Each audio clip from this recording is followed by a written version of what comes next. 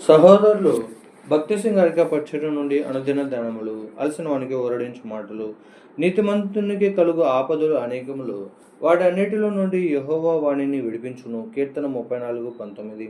ఆయన అనుమతించు అనేక పరిశోధనల ద్వారా ప్రభు మనకు అనేక ఆత్మీయ పాఠములను నేర్పించగోరుచున్నాడు. మనము యేసు ప్రభువును మన సొంత రక్షకునిగా అంగీకరించినప్పుడు ఆయనే మన నీతియును. అందరికీ కనబడు రీతిగా యోబు యథార్థవంతుడు న్యాయవంతుడునై దేవుని యందు భయభక్తులు కలిగి చెడుతనమును విసర్జించిన వాడు. యోబు 1:1.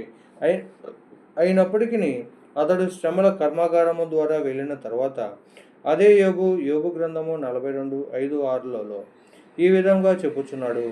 వినికిడి చేత నిన్ను గూర్చి వార్త నేను వింటిని, అయితే ఇప్పుడు నేను కన్నులారా నిన్ను చూస్తున్నాను. కావున నన్ను నేను అసహ్యించుకొని ధూళిలోను బూడిదలో పడి పశ్చాత్తాపపడుచున్నాను. యోబు బాధాకరమైన శ్రమల ద్వారా వెళ్ళిన తర్వాతనే తన నిజ స్వభావము పాపయుక్తమైనదని, చెడిపోయినదని చూడగలిగాను. పరిశుద్ధుడు, జీవము గలవాడు, నీతిమంతుడైన దేవుని గూర్చిన వ్యక్తిగత అనుభవము ద్వారానే తాను నీతిమంతుడుగా కాగలడని గ్రహించను. శ్రమల ద్వారానే మనము బలమైన నిజమైన విశ్వాసమును పెంపొందించుకొనగలము. 1 పేతురు 1:7. అది అనేక విధములైన శుద్ధి చేయు అగ్ని ద్వారా వెళ్ళినప్పుడే నిష్కలంకముగాను ప్రకాశమానముగాను కాగలదు. మనము సరైన మార్గములో నుండుటకు ఈ శ్రమలు సహాయపడును. శ్రమ కలుగక మునుపు నేను త్రోవ విడిచితిని, ఇప్పుడు నీ వాక్యమును అనుసరించి నడుచుకొనుచున్నాను. కీర్తనలు 119:67. మనం ఆయన కట్టడలను ఆజ్ఞలను నేర్చుకొనున్నట్లు దేవుడు మనకు కష్టములను అనుమతించును. మానవ సంబంధమైన ఏ పుస్తకము ద్వారా కూడా దేవుని కట్టడలను అర్థము చేసుకొనగలమను ఆశ లేదు. నేను నీ కట్టడలను నేర్చుకున్నట్లు శ్రమ నొంది ఉండుట నాకు మేలాయను. కీర్తనలు 119:71. ఈ కఠినమైన అనుభవంలో చివరకు మనలో ఆత్మీయంగా సంపన్నమైన స్థలములోనికి నడిపించును.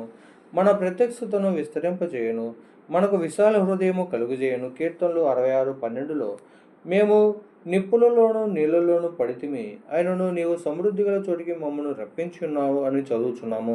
ఈ పరీక్షల ద్వారా వెలుగులోనున్న పరిశుద్ధులతో పాటు పరలోకపు స్వాస్థ్యము కొరకై సిద్ధపరచబడుచున్నాము. క్రీస్తుతో కూడా మహిమ పొందుటకు ఆయనతో శ్రమ పడిన యెడల క్రీస్తుతోడి వారసులము. రోమా 8:17. మనము దుఃఖములు, శ్రమల ద్వారా వెళ్ళినప్పుడు అదే విధమైన శ్రమలు, పరీక్షల ద్వారా వెళ్ళుచున్న వారిని ఆదరించుటకు సిద్ధపరచబడగలము. 2 కొరింథీ 1:4.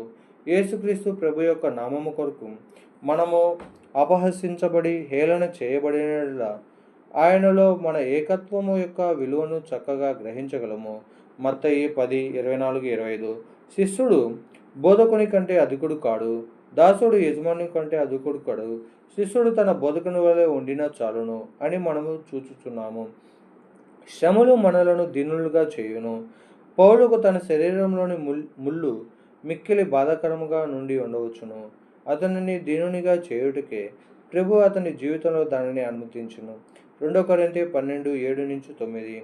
కఠిన అనుభవం ద్వారానే సంపూర్ణమైన దేవుని శక్తిని అనుభవించుటకు సిద్ధపరచబడగలము. 2 కొరింథీ 12:9లో నా కృప నీకు చాలును, బలహీనత యందు నా శక్తి పరిపూర్ణమగుచున్నదని ఆయన నాతో చెప్పెను. కాగా క్రీస్తు శక్తి నా మీద నిలిచియుండి నిమిత్తము విశేషముగా నా బలహీనతల యందే బహు సంతోషముగా అతిశయపడుదును అని చూచుచున్నాము.